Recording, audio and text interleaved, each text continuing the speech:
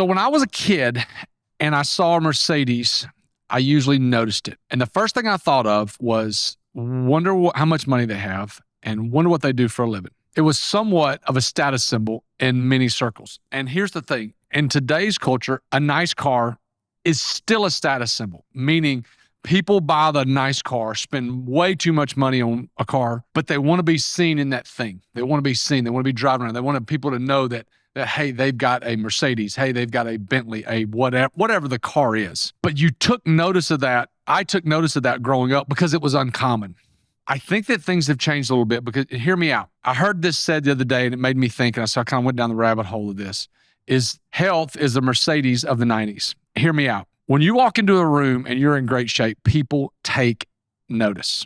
Health commands respect when you enter a room. And when you walk into a room and you're noticeable because you're in good shape, people know that you have these four things. Number one is discipline. You have spent time doing something that's probably pretty difficult in order to look the way that you look, feel the way that you feel, whatever the case may be. So people know when you look that way that you've had some kind of discipline. The next thing is they know that you have a sense of delayed gratification. Now, what is delayed gratification? It is doing something now and knowing that the result is not going to come until way on down the line. So I've done something today knowing that I'm not going to look and feel the way that I want to and for months or years. Delayed gratification is something very difficult in our day and time simply because everything that we do, you can have almost instantly. Online, Amazon, all things, you can get things pretty quickly. The third thing that health commands and people notice is patience. Because of the way you look and the way the physical health that you have, they know that you've been patient. Meaning, again, you've waited for something. You've spent time doing something, and it's probably been pretty difficult. It's probably been really hard. Hard things, you have to be patient for hard things. The last thing is you're consistent, meaning you've put time in, you've eaten correctly, you've exercised diligently over time, and you've been really consistent with that. So discipline, delayed gratification, patience, and you're consistent. So that's the things that when you walk into a room and people see you, that's what it tells people that you've done those four things. So here's my thing. Get as healthy as you can. Live as long as you can so that you can continue to be better. Man, I see a lot of sick people, whether we delivering food in hospitals or going to different places. I see a lot of sick people, and it hurts my soul because at some point, they decided to take the easy way out in some ways. So how do we get as healthy as we can? How do we get as healthy as we can? I got a handful of things. Let's talk about these first thing. Number one is move every day. Don't overanalyze this. So I just got finished reading a book called The Comfort Crisis. And in the book, they go through and they analyze how, as a society, we have just stopped moving. We are so used to sitting at desk and sitting around all day long. That's not the way we were. Move every day. That's the easy thing. And again, don't analyze that. When I say move every day, that's exercise. Don't overanalyze what that is. The next thing is eat real food. If you've listened to us at any length of time, you know that I believe in move every day and eat real food. So what is real food? Real food is one ingredient items. What are things that are one ingredient? If it's got one ingredient, eat that thing. Whole foods, chicken, broccoli, rice, things like that are one ingredient items. So I had the opportunity when I lived in Cookeville, Tennessee, I had the opportunity to get involved on the front end of CrossFit. And I got to work out with a guy named Rich Froning. Now, Rich Froning is the Michael Jordan of CrossFit. He is probably one of the best that's ever walked the planet as far as the sport of fitness in CrossFit. And I got to spend tons and tons of time with him, got to see a bunch of different interviews. And one of the questions that people would always ask is, hey, how do you work out? What do you do? What's your training program? And he got asked the question for the 1,000th time. And we were sitting there and he looks at us and he goes, all workouts work. All training programs work. All diets work. You just gotta do them. And I will say this, he is right. Because we did so many different workouts and splits and different things. They work. But they only work when you consistently do them. So if you can consistently move and you can consistently eat well, you'll get results. Because all the things work. They do. You just gotta do them. Okay. Third thing is to get as healthy as you possibly can be, stop drinking alcohol. So let me say this. From the time I was born to the time I was 38, I never had any alcohol. The reason being is because I was raised in a Christian home, in a Baptist Christian home that kind of, steered away from any kind of alcohol. And my dad was an alcoholic. My dad was an amazing man, but he drank too much. So I steered away from alcohol for a long time. Well, then for about 5 or 6 years, I drank socially. I just did. I don't know why, I just did. Here, I haven't drank any alcohol in the last year as we sit here today. And I sit there and I've done all the studies and I've read all the things. And remember back when we were kids, they used to say, hey, if you drink a glass of red wine at night is good for your heart. They have debunked that. That is a bunch of crap. Alcohol is a foreign substance to our body.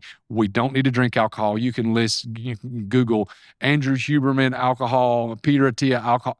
It's not good for us. We need to stop drinking alcohol. It is bad for our system. I could go on for a long time with that, but I'm not. Okay, let's go to the fourth thing. The fourth thing is drink lots of water. Water is the oil for our system, like oil for a car. It is the best thing for our system because it helps all of our systems run properly. You got to drink water because you got to keep your system moving. Okay, that is an incredibly important thing. That's number 4. How much is too much? There's not too much really. How much do you need minimally?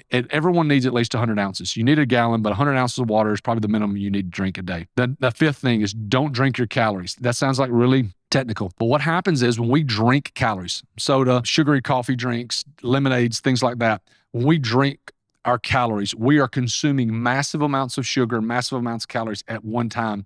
And our brain doesn't trigger that, hey, we're full. And so we then in turn go and consume more things. And so we can consume a bunch of calories in a small amount of time when we drink our calories. So don't drink calories. Last thing, avoid eating out if you can. Why is that? Because when we eat out, most of the time, the foods that we eat out are processed. Now, you're going to a super nice restaurant, hey, eat there. Those foods are great most of the time. So those are the things to get us as healthy as we can. Here's the thing. Internal hack of being healthy is it allows you to make better decisions because the chemicals in our body are flowing through our body are cleaner. It allows us to make those decisions better because when we have clean things in our system and our body is working as optimally as it can, we can make better decisions mentally because we're eating well, because we're exercising on a consistent basis. What that does is that helps everything move. And when everything's moving, our brain and the blood's flowing through our brain clear. And when it does that, we can make better decisions. I hope that you enjoyed this. This is something that I've noticed. I've seen different posts on this and I wanted to address it because this is true. What used to be noticeable in the 80s and 90s when I was growing up is not the thing anymore. Being healthy and being healthy for a long, long period of time is a status symbol, but also it is a good status symbol because what it does is it elevates us on so many different levels. So the question was asked is, when did this click for me? And have I always known this? So my dad coached football. And so, but being healthy and eating the right foods and things like that wasn't really pushed growing up. So I'll give you a great example. When I woke up, I used to walk to the fridge and drink Mountain Dew in the morning as a kid, every morning, like get you some of that. So that's what I used to. But also my dad would bring cases and cases of drinks home. I think we were sponsored by Pepsi at the school he was at. So he'd bring, Grape Coke and Pepsi and Mountain Dew and all those things. He'd bring cases of that stuff home. So I drank a ton of that. I'd also drink a ton of Gatorade because he got it from the stadium. So as far as the healthy lifestyle is concerned, we ate Hamburger Helper a lot. Not a knock on my mom and dad. It was just the way we rolled. I think when it really, really clicked for me was I got really involved in CrossFit back in 2008, 2009, 2010.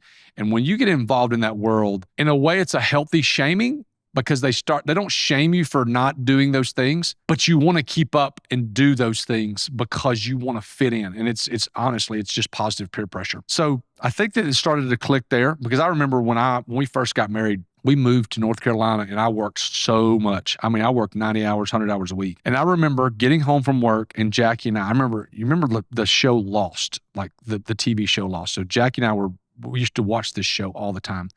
But we would come home, we lived in North Carolina, and she worked 50, 60 hours a week. So she worked a ton too. So we would come home and we would eat grilled chicken. We would fry French fries in a deep fryer and we would drink grape Kool-Aid. And we ate that all the time. That is not very healthy.